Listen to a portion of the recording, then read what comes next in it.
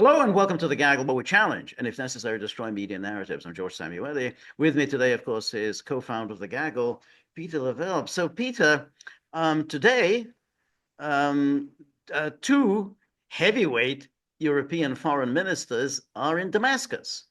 Annalena Baerbock, the German foreign minister, has arrived in Damascus, and the French foreign minister. It's always hard to know who the current French foreign minister is, but his name is Jean-Noël Barrot. He's also in Damascus, and they're there to talk to the new Syrian authorities. And of course, this follows from the visit a couple of weeks ago of a Assistant Secretary of State in the United States, also made a visit to Damascus, and they all made the platitudinous comments. And we're going to look at what they said. But it is very interesting that the Europeans and the Americans had imposed these brutal sanctions on Syria. The sanctions were designed to hurt the Syrian people, as sanctions are wont. And of course, they're sanctions because they target civilians, and because the purpose of sanctions is to get the people to turn against their government, to turn them out. It clearly should be illegal under international law. I mean, if during wartime it's illegal to target civilians, it's illegal to prevent food and medicine going to your adversary. If that's regarded as illegal, well, I don't quite know why it's acceptable to impose sanctions that cause starvation, disease, and everything because you don't like the government of that country. But nonetheless, the Europeans and the Americans engaged in these sanctions because they decided that Bashar al-Assad is somehow their enemy, though they never explain in what way, why is Syria an enemy of the European Union and the United States.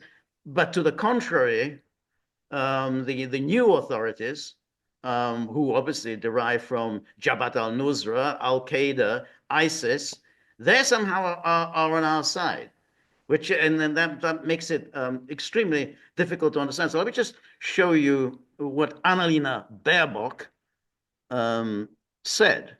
This is her announcement of this visit, and here we have prior to her departure for Damascus. And she says, decades of repression, the atrocities of the Assad regime and its terrible civil war have left deep wounds for millions of people in Syria. Now, how did we get this war? Who was, how did that come about? I mean, so an entire country is marked by them, but is now rightfully hoping that the future will be a better one. The painful chapter of the Assad's rule has ended. So she brings father and son into this. A new chapter has opened, but has not yet been written. So poetic. Yes, because in this moment, the people of Syria have the opportunity to take the fate of their country into their own hands once again, and to close those deep open wounds. Okay, HDS was elected. Exactly. Are they taking their fate into their own hands? I thought there was a coup, That's a right. military intervention by outside powers. How is Yes, that empowering Syrians? yes. And now we also know that all of these years, as I said, there were these brutal sanctions that were imposed upon Syria. Syria is a poor country. If the Americans and the Europeans impose sanctions, that hurts. I mean, that's going to hurt everybody. And this war was clearly fueled, financed, supported by particularly the United States. We know that they sent these arms from Libya into Syria, and we know that the goal was to overthrow Assad. And just it's just, oh, there was this civil war, and now, and who has taken over? This is a UN designated terrorist organization. It's like a group called the Civil War went to Syria. Okay? So exactly, they visited The Civil Syria. War people, the terrible Civil War people were here. Okay. Yes, but she goes on, Of amazingly, course she goes on. amazingly verbose woman. We want to help them with this because we just love helping people. That's just who we are. We like helping people with an inclusive, ooh, peaceful transition of power, with reconciliation within Syrian society, with reconstruction, in addition to the humanitarian assistance that we have been providing uninterrupted for the people of Syria over all these years. What humanitarian assistance Yeah, is I don't that? know what is she referring to? What What are you humanitarian talking about? assistance? No, there was the most strict, the Caesar. The Caesar, exactly, and the Europeans followed this. There was the European. This was a joint thing. This is the Americans and the Europeans, and he punished. It punished anybody, any company that wanted to do business in Syria. So in other Yes, words, I yeah, did a radio interview years ago, and I had to put in the email. It was a invoice, and I said Syria conversation, Syria interview. It was blocked. It was if somebody flagged it right, because Syria was mentioned, so the payment was blocked. yeah, Okay, it took 3 months to undo it. right, And the person, the invoice that I was sending it to said, don't use words like that. Okay. yeah. Say That's right. interview. That's right. That's right. One should also mention that the Caesar Act has been renewed. It was renewed recently. So even now, the Americans are not abandoning the sanctions. Folks, when the US sanctions a country, it's very rare that they're ever lifted, ever. That's right. Exactly. Or if they are, it's for 5 minutes. 5 minutes later, they're reimposed. Yeah, yeah. Because Well, yeah, George brings up a good point, is that they say, well, they can be temporarily lifted, but there's also, I'm trying to think of the word where they kick back in. that's right. Um, That's yeah, right. and that's part of the New Deal. That's right. For any reason, we can return to sanctions for At, any at, at reason. any No moment, yeah, reason. yeah, that's right. That was it. Yeah, I mean, classic case of that was in the case of Yugoslavia, where as part of the deal over Bosnia and Herzegovina, when they wanted to get Milosevic to sign on to this, they said, okay, well, we'll lift sanctions. And they temporarily lifted sanctions, boom, and reimposed it again because we don't like Milosevic's policies in Kosovo. It's a theater. Well, we've lifted the sanctions, yeah, and then the day after you reimpose them because there's something else the target of the sanctions is doing that you don't like. Always. But see, in this case, something else will never be mentioned, okay? Because they have no intention. I don't think they have any intention whatsoever to lift these sanctions, okay? No, Because what they're going to want is quid pro quos. You're going to have to do this. Oh, and you're going to have to do this. And I forgot. You're going to have to do the next 10 things that's too. right. Exactly. Exactly. And And so, number one, you have to have a peace treaty with Israel. When you've done that, exactly. Peace. we You got. can continue talking, That's but right. that's That's right. first order. And That's don't right. complain about the violations of sovereignty. You've That's right. lost that land forever, so don't even ask for it back. That's right. Exactly. That's the kind of Oh yeah, conditionality. yeah, absolutely. Those conditions they're going to attach. Yeah, yeah, exactly. Hey, you have to accept that you've lost the Golan Heights forever. Don't make any claims on it. Don't. So let the United Nations know that you have now waived any claims to territory that is now this part of the sovereign territory of Israel. Then he says, my visit today, together with my French counterpart, and on behalf of the EU, so they get to visit on behalf of the EU. When Viktor Orban goes to Moscow, he doesn't get to speak on behalf of the EU. I don't even know how do they get. There's just two of them. At least Orban was president of the EU Council when he did that, so he could at least make some claim to be doing it on behalf of the EU. How does German and French foreign ministers be doing this on behalf of the EU? Sends a clear message to the people of Syria. Well, A does pol- it send a clear message to the people of Syria, or does it just send a clear message to a not I won't even use the reformed, remarketed terrorist group? exactly. And that's really the heart of it. This is entirely remarketed.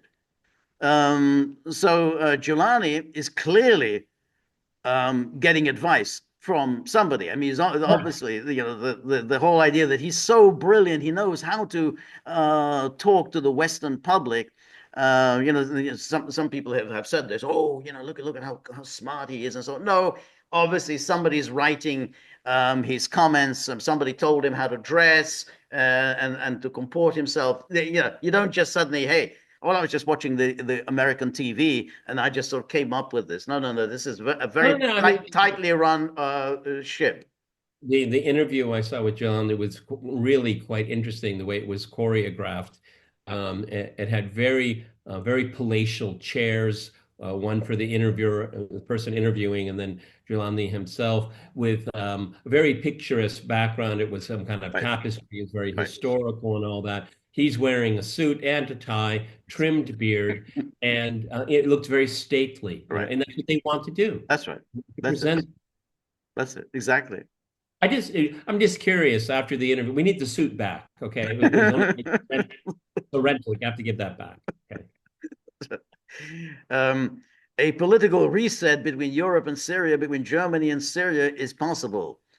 It is with this outstretched hand, but also with clear expectations of the new rulers, that we are traveling to Damascus today. Who who was the one who initiated this hostility towards Syria? It wasn't Yeah. Syria. Syria did not do anything to Germany. I'm quite sure Syria did not initiate a fight with Germany. This was initiated by Europe, which decided, never explained why, that Syria was the enemy and that deserved to be punished. Yeah, it is with this outstretched hand. No, it's a clenched fist, is what Right. it. That's right. And then she says, this reset can only happen if the new Syrian society gives everyone in Syria, women and men, regardless of the ethnic or religious group they belong to, a place in the political process. If it guarantees them rights and offers them protection, if precisely these rights are safeguarded in the transition process that now lies ahead, rather than potentially undermined by excessively long waits for elections or by steps to Islamize the justice or education system, if the past is reckoned with, justice is done, and reprisals against entire groups are refrained from. Now, when they say all this is just simply an alibi. This is an alibi for the Europeans and the Americans to say, well, we did tell them this is what we wanted from them. So don't this is we put our conditions down. What is justice is done? What do they mean by that? Of course, they say, yeah, members of the old regime are put on trial, which is what they clearly expect to happen. And then say, oh, justice is done. If extremism and radical groups have no place, well, what the hell is HTS other than a radical group? That must be our common goal. And it is also very much in our own interest. Security in Europe and Germany is closely intertwined with this goal. And then we know where HTS comes from ideologically, what they have done in the past, but we also see and hear the desire for moderation, moderation, and for Okay. mutual understanding. I'm sorry, George. Okay, what they have done in the, but we also see in here. Well, no, but I also see in here what you want me to see and hear. That's right. Okay. Exactly. Oh yeah, moderation. Yeah. Are you a moderate now? Yeah, I'm a moderate. All right. Okay, good. Well, that's it. That's all I wanted to hear. You're a moderate. Do you intend to take any reprisals? No reprisals. Will you protect minorities? Oh, yeah. We're going to protect And minorities. Yeah. women's rights. Oh Women. God, Yeah. Women. my middle name is feminism, of course. Exactly. Yeah. We're going to appoint a minister for women's affairs. Oh, well, that's good enough for me. The opening of initial talks with the Kurdish-dominated Syrian Democratic Forces is an important step in this direction. So this is all very nice. And then we will continue to judge HDS by their actions. Oh God, just so neo-colonial. Oh my That's right. God, she just oozes with it. She Okay. does. She does. Um, Skepticism notwithstanding, we cannot now pass up the opportunity to support the people of Syria at this important No, crossroads. what you're doing is supporting an illegal change of government, is That's what right. you're supporting. That's right. Okay. That's right. Yeah. Um, You're so legitimizing it. that's Okay. right. Exactly. You're Legitimizing it. legitimizing a terrorist That's right. organization controlling an important sovereign state That's that, right. I'm sorry, lost its sovereignty. That's right. Exactly. So now this follows this visit. Oh, here we are. Oh, she's still going on. You know, Germany is also working with its international partners to prevent the process within Syria from being disrupted by external actors. Well, what is Germany doing? It's an external actor. The dirty proxy war, we're external actors. Right now, I mean, I presume she doesn't mean Israel. I mean, Israel is not an external actor. Yeah, we're an internal actor. Yeah, we're internal. Turkey, oh yeah, we're internal. We're not an external actor. You know, the moment they say external actors, Russia is coming up. You know, they said, And Iran. yes, And that's right. Iran. Russia and China. You know, they're the external actors. We're internal actors. We have drawn up important principles to this end in Aqaba with the UN. They include the need for all neighboring states to respect Syria's sovereignty and territorial integrity. Yeah, yeah, we respect it. And everybody, she said it with a straight face. She said it Okay. with a straight face. Exactly. Well, of This course is they do. I how mean, yeah, this is just an example of just how moronic this woman is. yeah, Okay. that's right.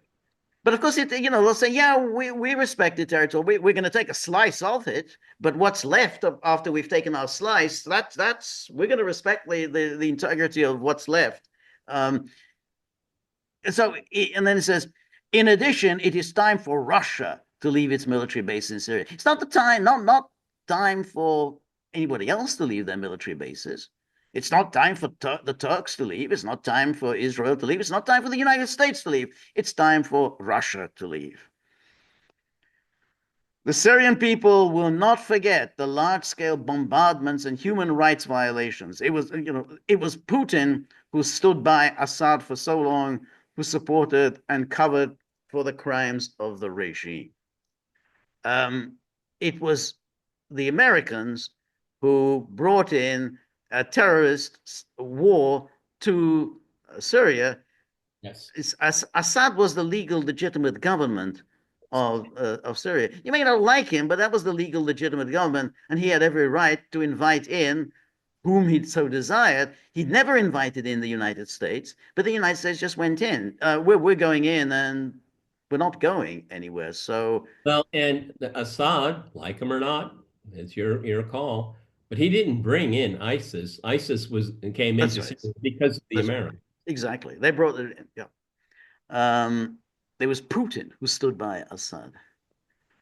He stood by the internationally recognized state of Assad. Exactly. It's a UN member state. It was UN member state. The government that was at the United Nations, that government invited in Russia. That government did not invite in the United States. Well, it's interesting the clip that I saw with Giuliani being interviewed.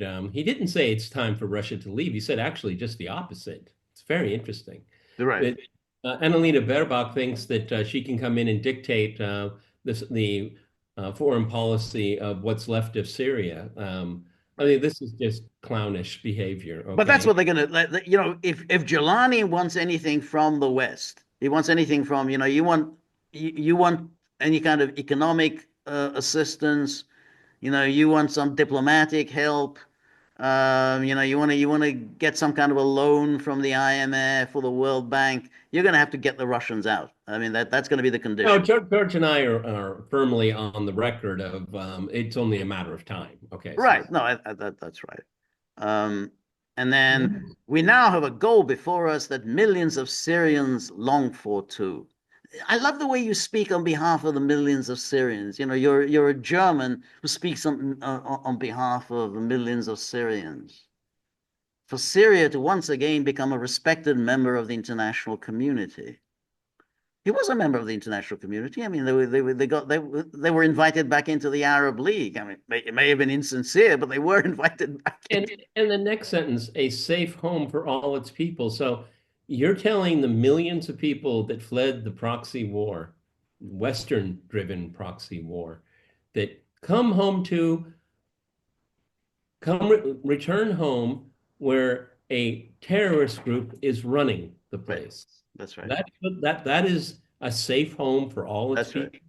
Yeah, That's a exactly. hard sell, It Annalena. is a very hard sell. Yeah, yeah, yeah. You must go back and trust these assurances, these pointless assurances. That hey, we trust them. I mean, it's amazing, isn't it, how they're willing to believe? They suddenly all skepticism disappears. They get this guy who says, "Yeah, yeah, we're going to respect minorities." Whoa, look, that's right. But you didn't believe anything that Assad said all of those years. That you didn't believe. But this guy comes along and just says, "Yeah, we're going to do all this." All the reports are that they are taking violent actions against minorities. They are taking reprisals. A lot of people just being killed, executed at random. They don't show any respect for religious minorities. And indeed, as we were talking just before we started, they're changing the school curriculum Real fast. to make it a lot more Islamist. And what a surprise! Well, I wasn't expecting that one. An Well, I mean, Islamist school curriculum for given all these religious minorities. and that's what made Syria a unique place in many ways in the Middle East. It remained secular.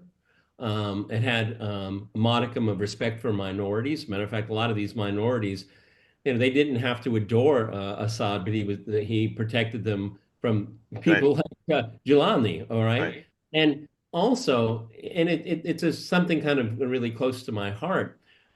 Syria, if you look at like Syria, Iraq, what today is called Iran, but it was Persia. This is the cradle of all right, civilization. right, Okay, and in the school curricula as of a month ago. right, Talked about different religious traditions, different right, minority right, groups, architecture, and even going before, pagan architectural sites, all that. I mean, the wide right, panorama right, of what Syria was at one time and was right, up until a month ago. That's all right. gone. That's all All good. gone. That's right. Exactly. Exactly.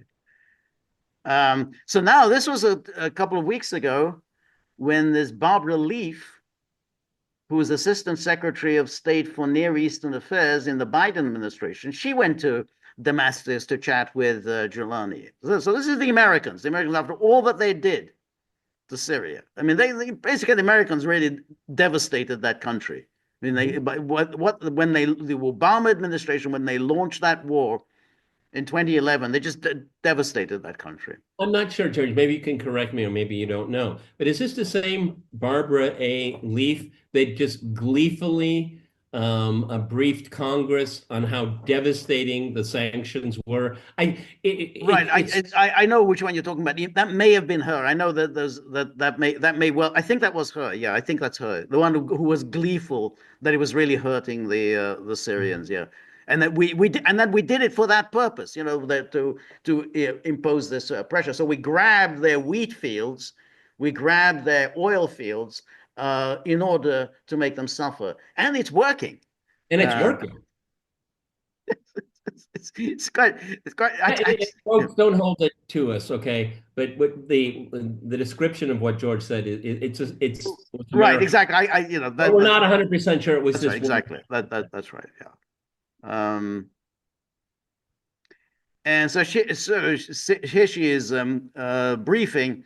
So let me just start with a few remarks. We visited Damascus today as the first American diplomats to go in since 2012.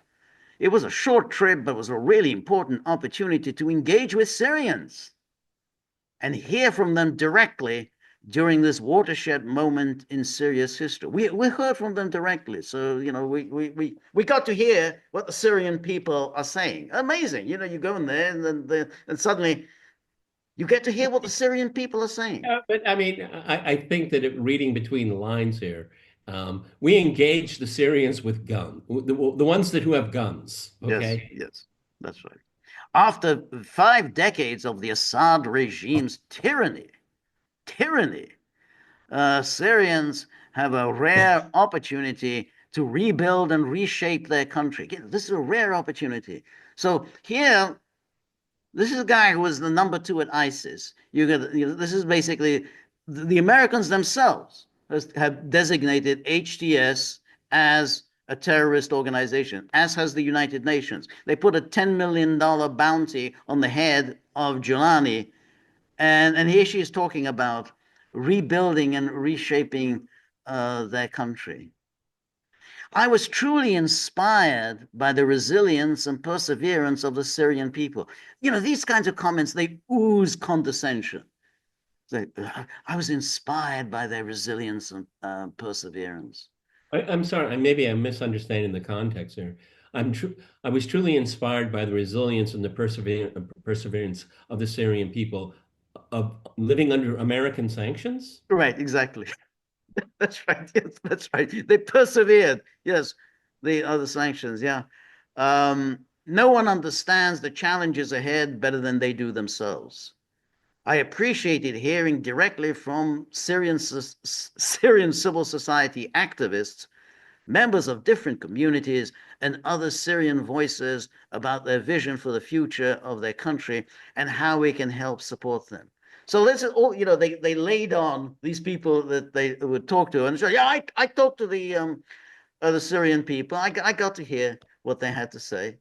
Uh, and then we met with the quite heroic White Helmets. Okay. I was wondering when the White Helmets would make their appearance. The White Helmets, also known as the adjuncts to Al Qaeda, to affirm our continued support for their life saving efforts, a fraud, they never engaged in any life saving, and tireless work to transform Syria for the better of all Syrians. Yeah, but Oh, didn't the white helmets come on the back of HTS? of course they did. That's the Of course whole they point. did. Of White course they Helmets did. are only ever there where Al Qaeda is. That was the thing. That was they only ever they But never provided any humanitarian assistance to anyone that wasn't Al Qaeda. she makes it like, oh, we met a couple of them in a local cafe near their office in Damascus. Okay, which Right. is absurd. Okay, That's right. these people are always the propaganda adjunct of That's right. Created by MI6. I mean, all this is known. I mean, it's MI6 that created the White Helmets. We also held a commemorative event to honor the tens of thousands, Syrians and non-Syrians alike, who were detained, tortured, forcibly disappeared or missing, and who brutally perished at the hands of the former regime. They make a Um, quick trip to Idlib because I think that happened. yes, exactly. What about the time when Assad was helping you with rendition and extreme rendition during the war, the global war on terror? What did you look into that? But They those were very those appreciative of yeah, some yeah, of Assad's henchmen and their torture skills. Okay, yes. yeah. I also met with representatives of the interim authorities, including Ahmed al-Shara, that's Jolani, to discuss the set of principles agreed upon by the US and our regional partners in Aqaba. We welcomed positive messages and we will be looking for progress on these principles in actions, not just words. Wait, the U.S. and our regional partners. You mean the U.S. and Israel? I guess, or Jordan, which is just simply they Yeah, will. Jordan is always like kind of, honorable mention. Yeah, That's yeah. right, exactly. Oh, the king of Jordan, as if somehow they have some real existence. We talked with the king of Jordan. Well, we needed to find out what the king of Jordan thinks. I also communicated with the importance of inclusion and broad consultation during this time of transition. This is this language that they use. It's not a real language. I mean, it's something that's invented. The Americans kind of invented these kinds of inclusion, broad consultation, transition. They don't really mean anything. that's really the point. It's just to befuddle people with these words. It's like that FBI special agent with the it's not a terrorist event. And then we have to think, what is an event? I mean, what is that like if I'm an event planner, do I plan, a terrorist event? Well, this is this time is the time of retribution and the settling of Right. scores, which could last a very And long then, time. and yes, exactly. We fully support a Syrian-led and Syrian-owned political process. That was birthed by Israel and Turkey. Yes, Okay. And exactly. the United States. Okay. Yes, but of The course, handmaidens of the new Syria. exactly, and that's the interesting thing. A Syrian-owned political process, but you can't do anything that the Turks are not going to like. You can forget about any pursuing any policies the Turks aren't going to like. So that curriculum, if they start saying anything negative about the Ottomans, you can be pretty sure that Erdogan will make his feelings felt. You don't say anything negative about the years of Ottoman rule. And the same with, hey, if you start saying anything about Israel that is kind of negative, yeah, and Resolution 242 and the Golan Heights, I think Israel is going to make its feelings felt. But it's Syrian owned. It's all handled by Syrians. Inclusive and representative government, which respects the rights of all Syrians, including women and Syria's diverse ethnic and religious communities.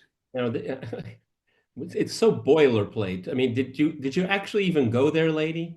But I mean, George. I mean, uh, okay, she went there, but I mean, all we're hearing is her voice. What are the voices of the people you talk to that you apparently talk? There's no feedback. no, there's no feedback. But what's also interesting is that all of these things, again, Syria under Assad was not a democracy, but it was inclusive, and women there did enjoy the kind of these rights of women that you will go on about. They enjoyed a lot more rights in Syria than they did in those countries that are American allies, but which subscribe to Islamism. So, women there would enjoy the greater rights than they do in Saudi Arabia. So, yeah, so including women. So you're suddenly talking about this women, and then Syria's diverse ethnic and religious communities. Again, they enjoyed all of that. You can certainly argue that under Assad, the sort of the Muslim majority, the Sunni Muslim majority, wasn't terribly happy. But the minorities, if that's the issue, the minorities were happy. I mean, they were protected under Assad. For American diplomats, our foremost responsibility is to keep U.S. citizens safe and secure anywhere in the world. And even though, Gonzalo, even is that an echo of Gonzalo Lira? I'm yes, hearing. exactly, yeah, yeah, that's a good point. Even throughout the Assad regime years, the U.S. government never stopped our intensive efforts to ascertain the fate of those detained or missing in Syria, such as Austin Tice. Um, and For the past 2 weeks, the US government, including via the efforts of the FBI and Ambassador Carstens, seems to have ramped up these efforts, given new opportunities to engage with Syrians on the ground. I stressed our continued focus on this to the interim authorities. We also hope to uncover information about the fate of other American citizens who disappeared under the Assad regime, and so on. And then again, as we stated in Aqaba, Syrians have an unprecedented opportunity to forge a new, freer, and inclusive society that occupies its rightful place both regionally and on the world stage. The US is committed to How many countries are occupying parts of Syria right now? I'm sorry, George, keep going. well, that's right. But again, there's never any acknowledgement here of what the Americans did. I mean, all these years of sanctions, and you don't that oh this terrible it's terrible conditions. Well, what did you do to this country with this sanctions regime? Or what did you do by launching this war? this terrorist war to overthrow Assad. What did you do by occupying its wheat fields and its oil fields? So there's never any acknowledgement. You just talk about this inclusive process while also keeping the sanctions in place. So you do all of this, and then you come up with this boilerplate. We also discussed the critical need to ensure terrorist groups cannot pose a threat inside of Syria or externally, including to the US and our partners in the region. Ahmed al-Shara, this Jolani, committed to this. Yeah, I commit. Yeah, I'm on board. And so, based on our discussion, I told him we would not be pursuing the rewards for justice reward offer that has been in effect for some years. So, in other words, we're not going to collect on the 10 million Well, bounty on your head. yeah, I mean, she was very vague about. I mean, how many people would know? Maybe a lot of people know there was a bounty on his head, but even I didn't know it was called rewards for justice. Okay, I Yes, didn't. it's always you always have to have this anodyne expression. And then here we have moderator and says he asks, as a Syrian national, I see Syria's priorities as stability, economy, and democracy. Do you have any plans to help on those issues? Yes. And then it says, and then the leaf says, well, thank you for that. And yes, indeed, we are very committed to these three elements. And you'll see that those very clearly laid out in the Aqaba principles. And then I think they should go on. Yeah, so our approach to Syria very much rooted in the belief that we can best help the Syrian people exit this long national nightmare and get onto this is a cliche, this long national nightmare. Ever since Gerald Ford Yes, said upon becoming president that our long national nightmare is over, it's not every single bloody US leader has repeated this cliche. We we can can say that about the Biden administration. exactly a long national nightmare is over. And then we can best do that with policies that aim to support the sovereignty that has been so trampled upon by Russia and Iran over these years.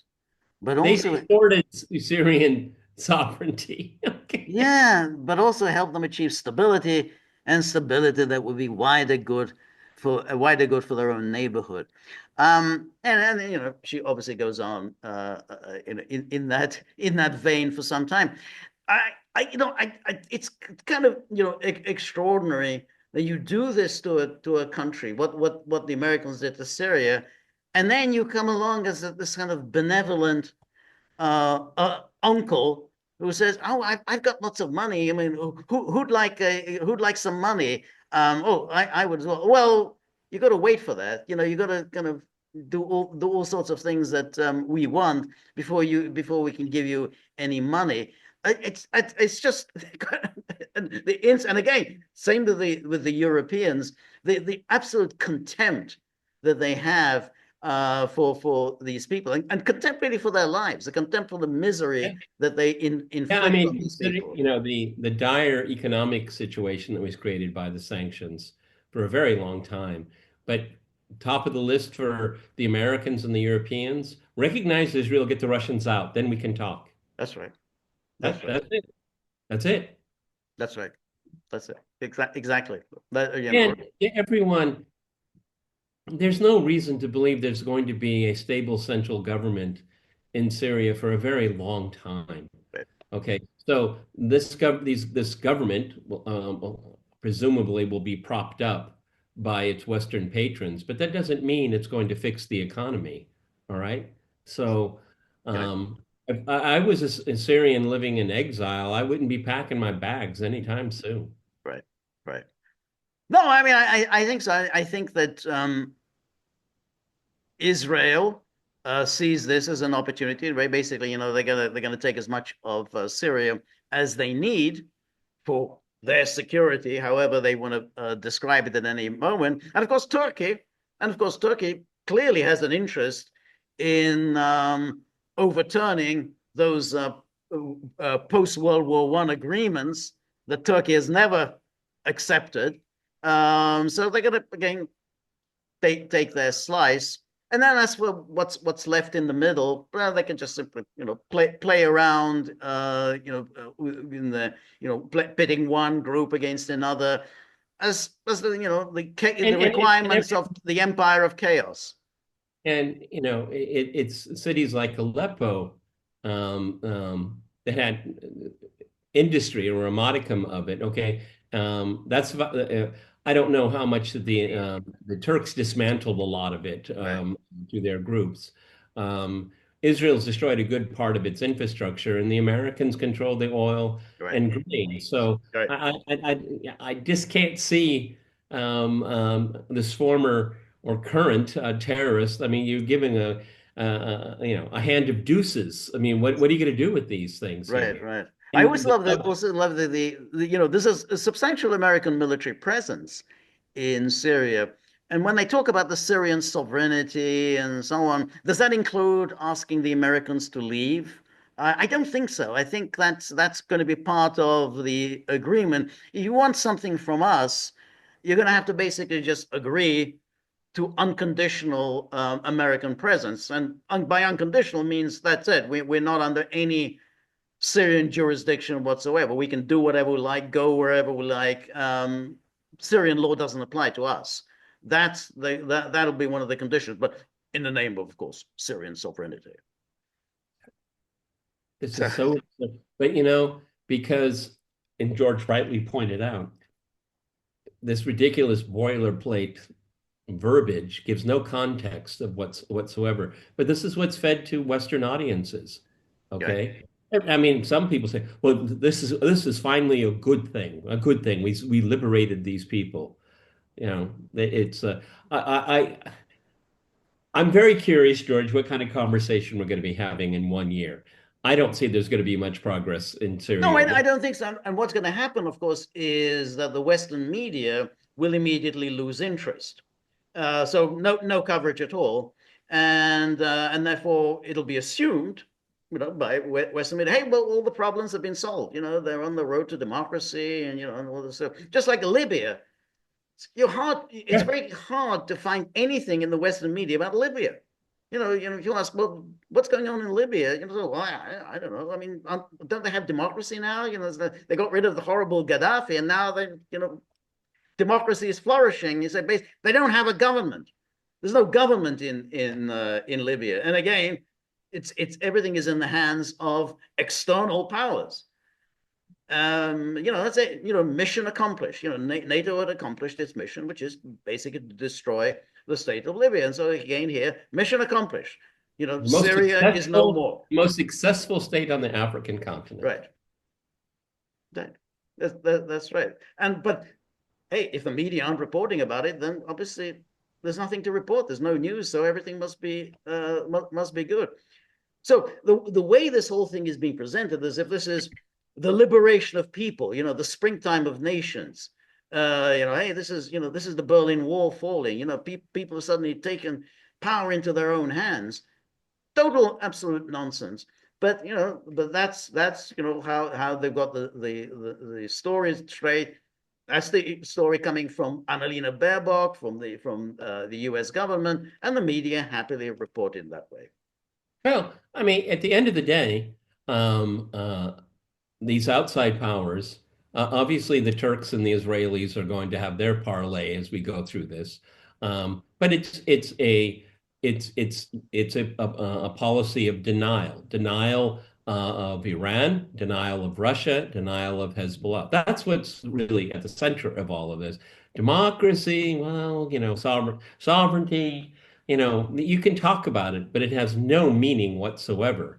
And the things that are most important, of course, Russia and Iran are mentioned. They're not always mentioned top of mind, but they do tell you that that is something that is really tangible. Okay, democracy, flourishing of liberty, women's rights. These are all this kind of innocuous, ephemeral verbiage things. Okay, but get the Russians out, That's it. recognize Israel, That's right. deny Iran.